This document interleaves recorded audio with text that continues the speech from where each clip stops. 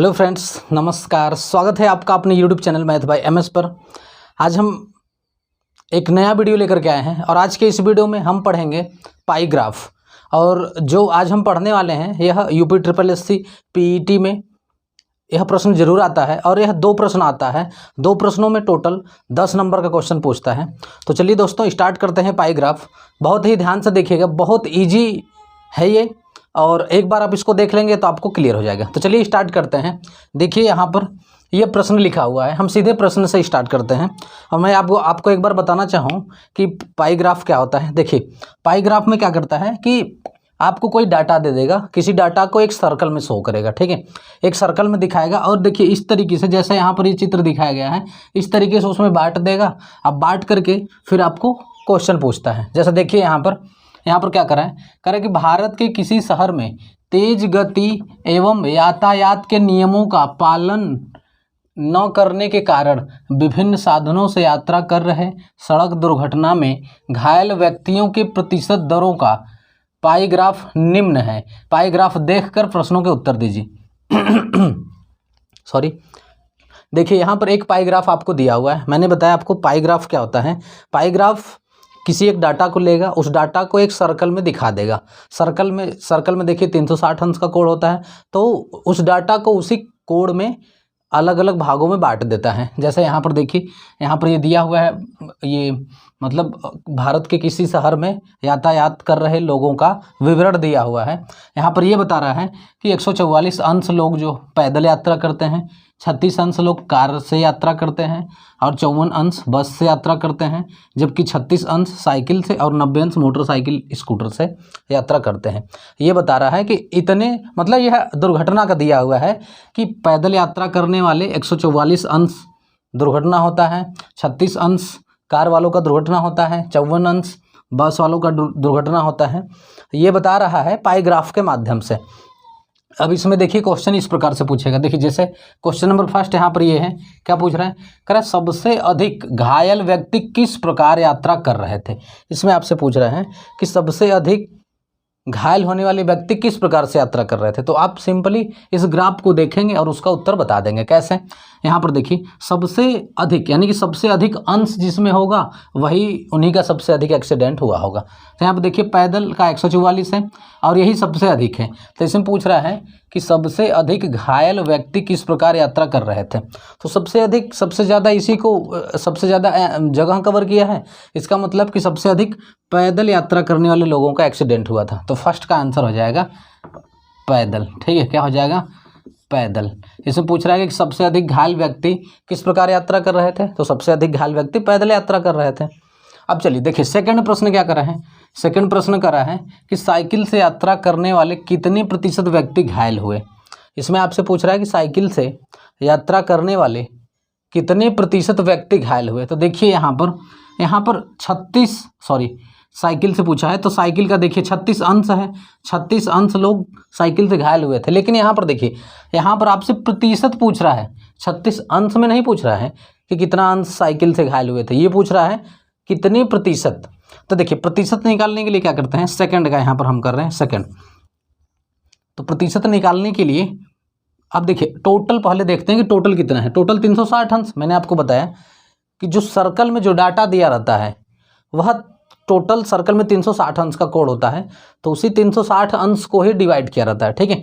तो टोटल 360 है। देखिए 360 में 36 अंश साइकिल से यात्रा कर रहे थे। अब हमको प्रतिशत निकालना है तो 360 नीचे और 36 ऊपर, ठीक है। जैसे देखिए जब आप टेस्ट, जैसे स्कूल या फिर कॉलेज में जब टेस्ट होता है तो जब नंबर, जैसे मान लीजिए आपको 50 में 42 नंबर मिला है, तो 50 में 42 इस प्रकार से लिखते हैं, ऐसे, ठीक है, 50 में 42 इस प्रकार से लिखते हैं। अब उसी तरीके से बताइए 360 में 36 अंश साइकिल से यात्रा कर रहे हैं, तो इस बात को ऐसे लिखेंगे 360 में 36 यानी 360 नीचे 36 ऊपर। अब इसको प्रतिशत में बदलना है तो 100 का गुणा कर दीजिए, ठीक है, 100 का गुणा कर दीजिए। अब इसको सॉल्व कर दीजिए। देखिए 36 से 36 कैंसिल, नीचे बचा 10। अब 10 से 100 कटेगा 10 बार में, इसका मतलब इसका आंसर आ जाएगा 10%। क्या हो जाएगा, 10% आंसर हो जाएगा आपका सेकंड का, कि साइकिल से यात्रा करने वाले कितने प्रतिशत व्यक्ति घायल हुए, तो साइकिल से यात्रा करने वाले 10% व्यक्ति घायल हुए, ये सेकंड का आंसर हो जाएगा।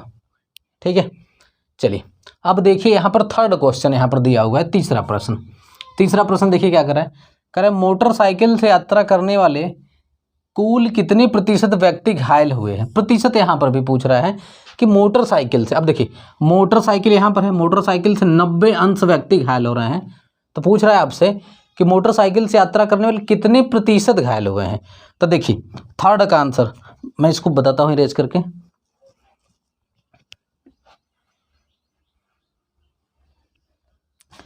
सेकंड का 10% आया था, अब देखिए थर्ड का अब करा है कि मोटरसाइकिल से यात्रा करने वाले कितने प्रतिशत व्यक्ति घायल हुए।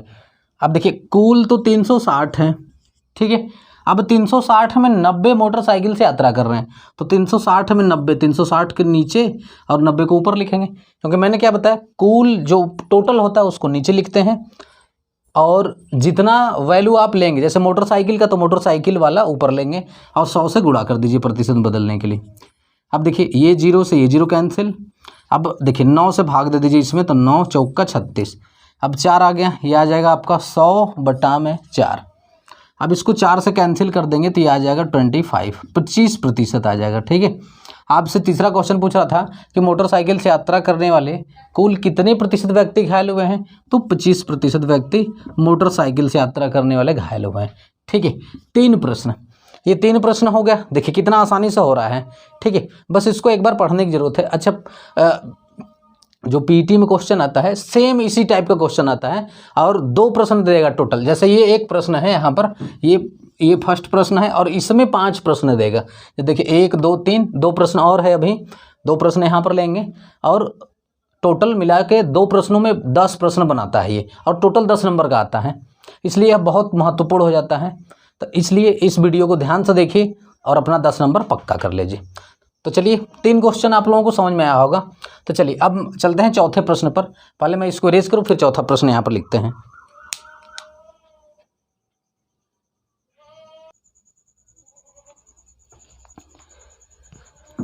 चलिए देखिए यहाँ पर क्वेश्चन नंबर 4 क्या करा है, पैदल व कार यात्रियों के घायल होने की प्रतिशतता कितनी है। ठीक है, चलिए हम पैदल का निकाल लेते हैं, पैदल से घायल होने की प्रतिशतता।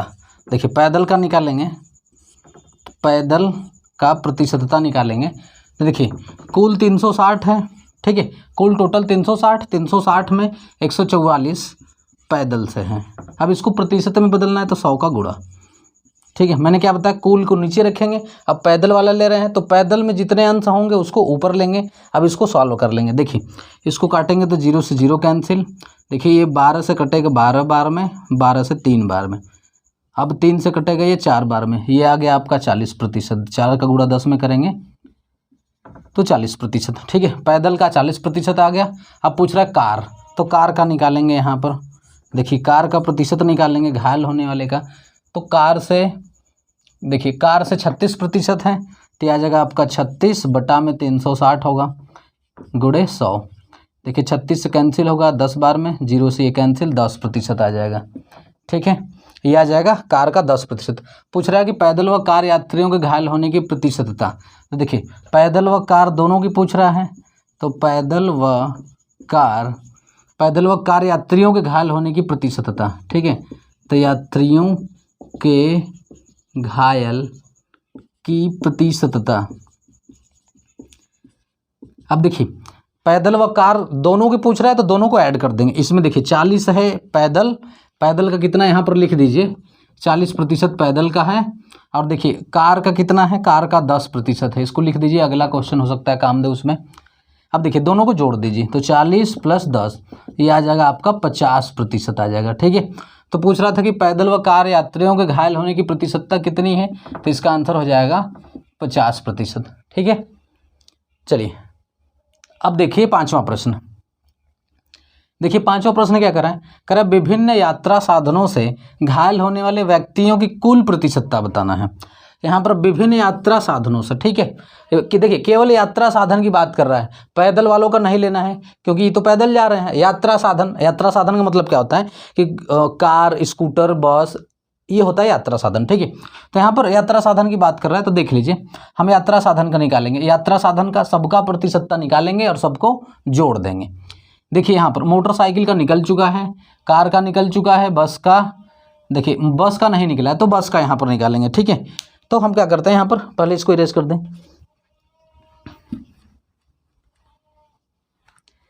देखिए हम बस से घायल होने वाले यात्रियों को प्रतिशतता निकाल लेते हैं।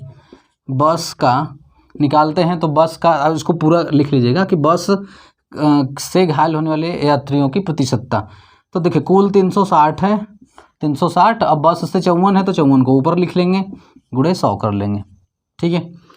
अब देखिए 0 से 0 कैंसिल हो गया। अब देखिए 18 से कट रहा है, 18 दूना 36, 18 तियां 54, 3 आ गया। अब 2 से कटेगा ये 5 बार में, इसका मतलब 5 तिहाई 15, तो 15% आ जाएगा बस से। अब पूछ रहा है विभिन्न यात्रा साधनों से घायल होने वाले व्यक्तियों की प्रतिशतता। तो अब इसको निकालने के लिए यात्रा साधनों का जोड़ देंगे। विभिन्न यात्रा साधनों से, विभिन्न यात्रा साधनों से घायल प्रतिशतता पूछ रहा है। तो देखिए विभिन्न यात्रा साधन से निकालिए, 25% मोटरसाइकिल से, तो 25 प्लस 10% साइकिल से, 10 प्लस बस से देखिए कितना निकला है 15%, तो 15 प्लस, अब देखिए कार से निकला है 10%, तो 10। देखिए पैदल वाला नहीं जुड़ेगा उसमें क्योंकि यहाँ पर विभिन्न यात्रा साधन की केवल बोल रहा है, तो पैदल यात्रा के साधन में नहीं आता, उसको नहीं लेंगे। अब इसको जोड़ेंगे तो देखिए 10 10 20, 25 में 15 जोड़ दीजिए, 25 15 हो गया, 40 20 60, तो आ जाएगा आपका 60% आंसर हो जाएगा, ठीक है। पूछ रहा था कि विभिन्न यात्रा साधनों से घायल होने वाले व्यक्तियों की कुल प्रतिशतता कितनी होगी, तो 60% होगी, ठीक है। ये था आज का प्रश्न और टोटल एक क्वेश्चन में 5 प्रश्न देंगे और मैंने पांचों को सॉल्व कराया। चलिए आज के लिए यहीं पर रखेंगे, फिर मिलेंगे कल एक नए प्रश्न के साथ और अच्छे से प्रश्न के साथ, आपको बहुत ही अच्छे से समझाया जाएगा। तो दोस्तों यदि आज की वीडियो आपको पसंद आती है, मेरा पढ़ाया गया आपको समझ में आया है, तो वीडियो को लाइक करें, शेयर करें, सब्सक्राइब करें। जय हिंद।